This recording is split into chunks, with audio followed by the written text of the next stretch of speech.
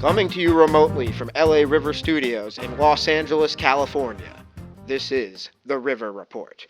Hello, and welcome to our first in-studio edition of The River Report.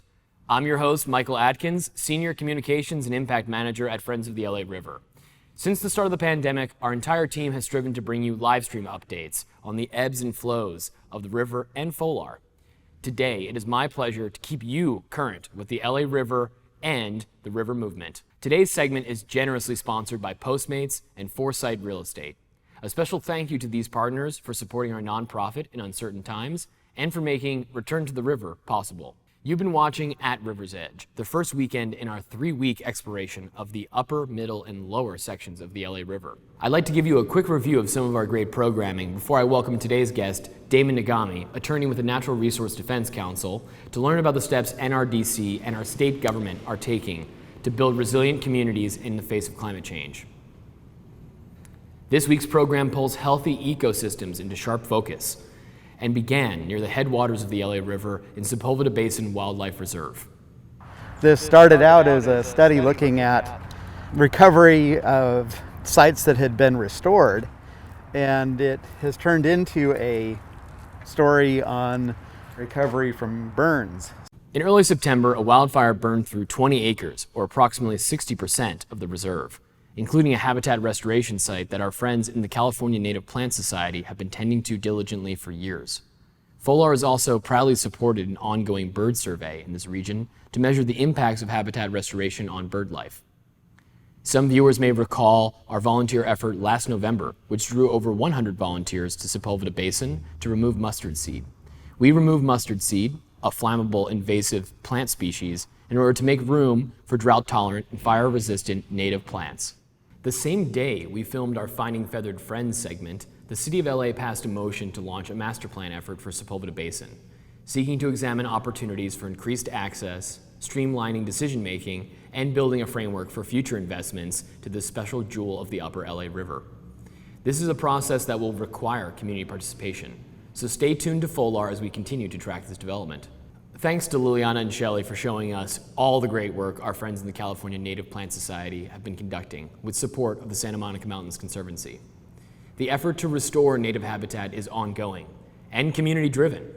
You can participate in the California Native Plant Society's effort to remove non-native plants any Tuesday or Thursday, dawn until 9 a.m. in the Sepulveda Basin. To sign up, contact our friend Steve at naturebase@aol.com. Next, I'd like to welcome a dear friend of the Friends of the LA River onto the River Report. Damon Nagami, attorney with the Natural Resource Defense Council and advisory board member with FOLAR, sat at a safe social distance apart from me earlier this week. Here's what he had to share. My name is Damon Nagami. I am a senior attorney with the Natural Resources Defense Council. At NRDC, we work to safeguard the earth, its people, its plants and animals, and all life upon which it depends. We work on all kinds of environmental issues. I direct our Southern California Ecosystems project, which is protecting parks and open space, protecting communities from the impacts of oil and gas drilling here in Southern California, and then increasing access to nature for folks in park-poor communities. We've had a long history with Friends of the LA River. We've been working closely on restoration activities and advocacy for many years.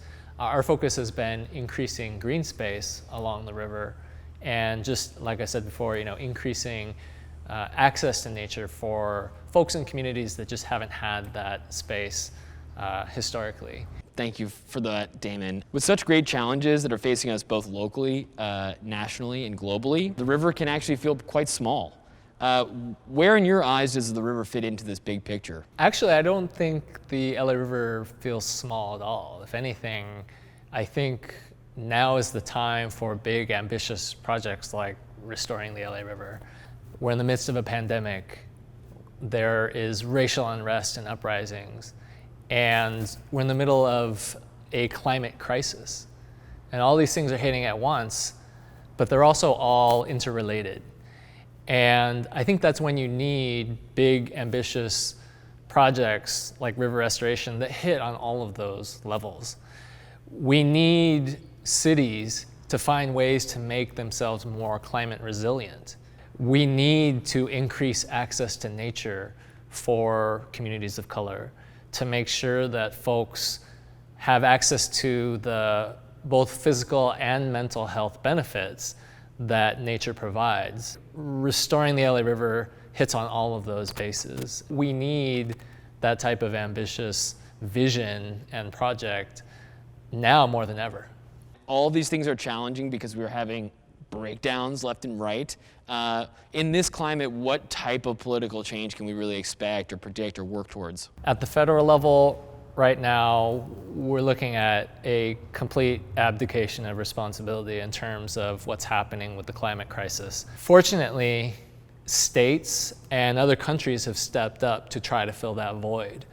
And just last week, Governor Newsom announced a suite of climate initiatives to try to tackle this crisis head on, including setting a goal to make sure that all of the cars that are on the roads in California are electric by 2035. And it's ambitious, it's audacious, that's the type of climate leadership we need. One sort of guiding principle or goal or vision that some groups, including NRDC, are starting to organize around is known as 30 by 30, and which is to conserve 30% of our lands, waters, and oceans by 2030.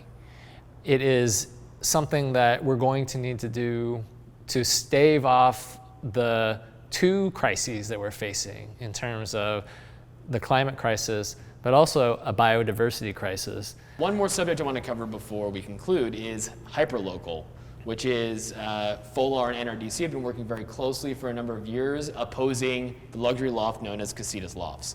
This is a development that overshadows the future Bowtie State Park. Why do we oppose it, and where do we stand now generally with the project? This is an important campaign. This is something that, NRDC, we were invited in to help out. There was a concern about these projects coming in and trying to take advantage of, this public investment. The term green gentrification has been coming in because there's this fear from the communities that are already here that these amenities are going to come in and they're going to be great, but then the existing communities are going to be pushed out. And we would like for those communities, especially lower income communities of color, folks who have been here for generations, to be able to enjoy these amenities that are being planned for those communities. So we are pushing back against these proposed luxury housing developments that threaten river restoration activities and the 100-acre vision at the Bowtie and Taylor Yard.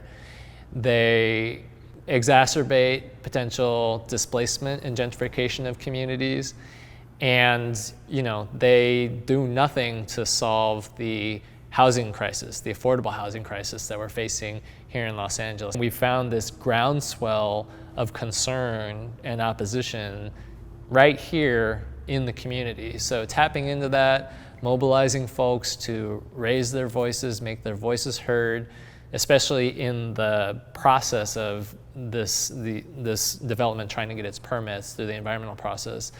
It's been exciting to see the community really come out, and FOLAR and our other partners like Clock Shop have really been instrumental in mobilizing the community and making sure that folks are having their voices heard. We are definitely going to be keeping the pressure up, but also just reflecting on your answers. There's still something so great about our coalition in that it's, we're bringing in legal expertise from NRDC, different neighborhood expertise from neighborhood councils, and then also we're all having maybe overlapping but still slightly different audiences, which I think is also attributing to our ability to maybe make it one of the more notable oppositions to a project, in a given year, in a given 5 years with planning. What you said about community expertise really resonated. I think that's something that we are really trying to drill home, which is what I want to do is lift up what communities are doing and what is important to the communities that are facing environmental injustice. There is expertise in communities. So every time you and your colleagues are out there in the community talking about these hyper-local issues and the impacts that are happening right in your own backyard, we need to hear from folks. We need to hear from people about what is happening in your community, what's related to climate change, where are the sources of pollution, and then on the positive side, what do you want to build for the future? And that's why I like the river, the LA River, trying to restore it. It is both addressing a long line of environmental injustices that have happened over decades, but then trying to find, okay, what is the vision we're going towards? It's a greener future. It's a more natural future. It's about getting back to where we were before. And that's what's always just attracted me about FOLAR's work. So I'm really proud to be working with you all, and can't wait to get started on what's coming next. Once again, Damon, thank you for sitting down with me at social distance, for coming all the way out here to the LA River studio. Thank you for this wonderful conversation. Thanks for the great support. Thanks for having me, Michael. You heard it here first, folks. We are committed, as Californians, to practice leadership on climate issues, which requires all of us, from agencies to advocates, to embrace equitable solutions to thorny, long-standing issues. Thanks again to Damon for appearing with us. On behalf of FOLAR, we're so grateful for the partnership with NRDC and look forward to great things to come. Next, I'd like to highlight a very special series, a part of Return to the River. Los Angeles is home to the largest indigenous population of any American city, and yet we listen all too infrequently to their perspectives and wisdom. We are delighted to have the opportunity to meet with and interview members representing 3 of the local tribes of indigenous people. Kicking off our 3 weeks of learning, we met with the Tataviam Fernandinho Mission Band of Indians. My tribe has a petition seeking federal recognition under the Bureau of Indian Affairs, the BIA.gov, and you can write a comment letter saying that the Fernandinho Tataviam Band of Mission Indians is from the descends from the historical community of Fernandinho people who are San Fernando Mission Indians, the villagers of Situnanga, Cahuenga, Tahunga.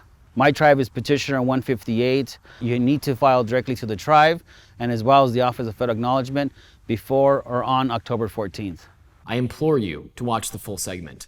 For present-day river advocates, we must recognize the importance of practicing solidarity and amplifying indigenous voices.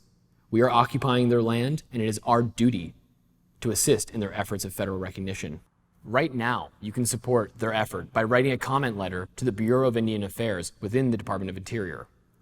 Their comment window expires on October 14th, in 1 week, so don't delay. You can find more information by tuning in to FOLAR on social media or searching for petitioner 158 within the Bureau of Indian Affairs. We'll be sure to share links with you to support this effort. We know that these uncertain times of pandemic have saddled parents and educators with even more burden to provide activities to young people to keep them occupied and engaged. That's why we're thrilled to present EcoCraft Corner. Our resident education and outreach coordinator, Ileana, shares with us one of her favorite crafts as she instructs us how to fashion a paper lantern out of household products. She decorated her lantern with flora she found along the watershed. If you are looking to flex your creative muscles and construct your own paper lantern, we want to see it. Be sure to post to social media and tag FOLAR so we can share with others for inspiration. These crafting opportunities are a great complement to our free Source to Sea curriculum, engaging students from 3rd to 12th grade to learn about the river and its importance to our ecosystems and communities. You can learn more and access the lessons at folar.org/edu. Well, that just about wraps up this edition of the River Report. If you enjoyed today's premiere, learned something, or laughed, we kindly ask for your support. Support FOLAR by donating at folar.org/donate now, or better yet, join us on October 23rd at our annual Noche del Rio Gala. Just like all things this year, we've gone virtual. This special program will broadcast for paid viewers. Our evening will celebrate the legacy of our late poet founder, Louis McAdams, and honor river luminary Lauren Bond and Metabolic Studios. Also, we'll feature more creative cameos from local artists and FOLAR staff. This is a great chance to support FOLAR. Premium ticket holders can enjoy a kit of fine products delivered to their door, or you can order a $10 general admission ticket and join in on the fun while supporting FOLAR. Learn more online at folar.org/Noche del Rio. Well, that's it for me. This has been Michael Atkins with your River Report for October 3rd. Be sure to tune in next week to keep current with the river movement. Bye for now.